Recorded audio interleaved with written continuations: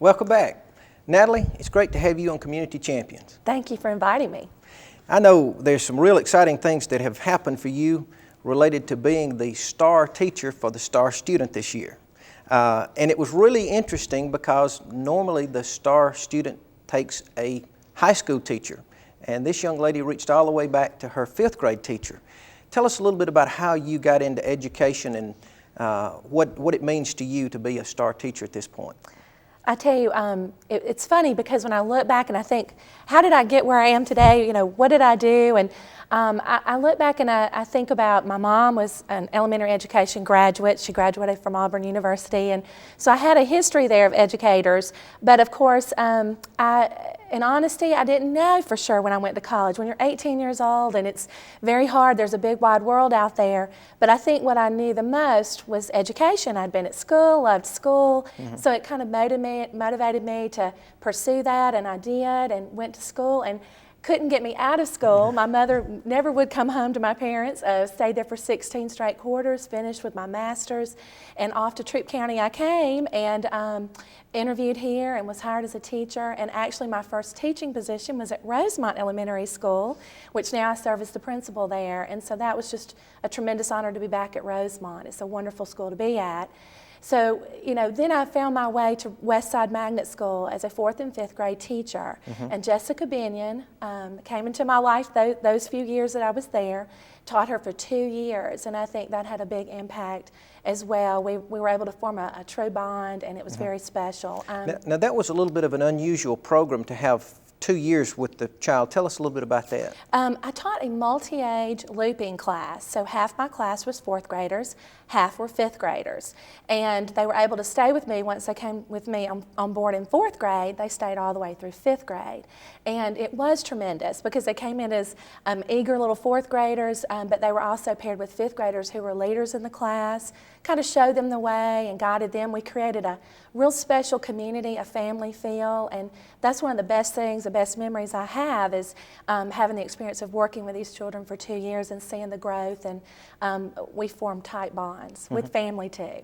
Now, what grades have you taught? I've taught 4th and 5th grades. Those have been the primary two grades I've taught, yes. Yeah. You know, I tell you the day that you were at Rotary when they did the STAR program, what an impression my 3rd grade teacher made on me and how I had kept up with her. And I can tell Jessica has that same relationship with you, so that's amazing. She is a special young lady and was always motivated, always strived to do her best, was actually too hard on herself very often, and I would have to tell her, you know, you have to try, but it doesn't always matter if you get the highest grade or the best project. What matters is the effort you put into it, and then you strive to learn from each other, and that's what the kids in my classrooms do is, you know, whenever we're teaching or anything like that, they learn from each other, and I think that's real special. Yeah. She mentioned that you had told her that it was okay to fail. And sometimes we forget to tell our kids that. I know with ours it seemed like they'd come in with less than 100, and I was always saying, well, you know, you made 99, why didn't you make 100? So I guess that idea of you can fail. Try hard. If you fail, that's okay. A lot of what our program was growth and looking at where you are and where you want to be and learning from each other. And so it was more about who you are and where you're going. And I think that was really special too, because it was not a competitive nature among the children. They rooted for each other. They cheered for each other. They wanted each other to do well. Yeah. Now, let's back up just a little bit. I forgot to ask you about yourself personally. Tell us a little bit about yourself personally. I'm a mother of one. I have a 10-year-old son, James, and my husband is Jamie. I've lived in LaGrange now for 15 years, right out of college, and brought me here and started my teaching career. I'm a Troup County educator and have been from day one and plan to be here for as many years as they'll have me. Well, that's great, and we need great teachers like you. Tell us a little bit about the STAR student and the STAR teacher program. I'm in Rotary and I know a little bit about that, but tell us from the teacher's perspective. Well, you know, it was really interesting. I didn't know a whole lot about it because being an elementary teacher, you really don't think about that. I think the first thing I asked was, they came in to see me to let me know that I had earned the honor. But the first thing they said was, one of your former students, Jessica Binion, has earned the honor of Star Student in Troup County High, and that she's going to be the System Star Student. And I was just so excited. The first thing I did was pick up the phone to call her mom. I was just thrilled about that. And then when they proceeded to tell me, but we've got more news, and I just was just thrilled and very blessed. I think when I had Jessica for 360 days, that was the true blessing. But to actually have her come back 7 years later and remember me was just far and beyond what you'd ever expect. And I believe this is the first time, I've been in Rotary for 10 years and I've seen 10 of these programs. That's the first time I ever remember them going back to get an elementary school teacher. Is that what you were told? That's what I was told. I tell you, one of the reasons why, though, too, is there are so many great educators in Troup County, and the high school teachers do a phenomenal job, and so do middle school. And I think what makes me really proud is to represent the elementary part, and knowing that we have over 500 elementary teachers every day working so hard and giving so much of themselves. And it does make me feel very proud to represent the elementary part this year. And you certainly should be proud. I thought it was amazing, and I really enjoyed that. I always enjoy the Star Student program, but having you there as an elementary school teacher, I think just added some real spice to it. Now, you have progressed in your career. You're now a principal. So tell us a little bit about the difference between being the teacher and then being the principal. It is very different, but it's very much the same because you're a teacher at heart. I'm still a teacher. I am every day. I think something that Jessica really brought to the forefront in my mind was, I don't know that she necessarily chose me for anything academic, even though academics is, of course, utmost importance, but I think it was a lot about the lessons that we teach, and in elementary, so much of it is, teaching the good habits and teaching the way that is right, almost like if it's your own child. And I think that's what hit home for her, was just the lessons that I taught. And so I continue to do that as a principal. The only thing is I don't have 25 or 50 kids every day. I have 450 kids every day. Yeah. So you've kind of got the whole group plus the teachers. That's right. And I tell you, my staff is phenomenal, and they are very driven to give the best education, but also the best lessons, in life too. Now, tell us a little bit about how you view the role of the elementary school teacher. Oh, today it is so amazing what an elementary teacher gets done in a day. We try very hard to build that foundation of learning, loving to read, but also far and beyond academics, you try to teach things such as good character, and that goes so far with children when you teach them to work hard, persevere, be prompt, be prepared, be polite, be productive is our motto at Rosemont, and we try to live by it, encourage it every day. And I think that leads, of course, to all the academics that you can share with them and teach them. They're more able to accept it and learn when you can put those things in place. Now, the Rosemont is, I think you told me it's pre-K through fifth grade. Fifth grade. It is. And how many teachers?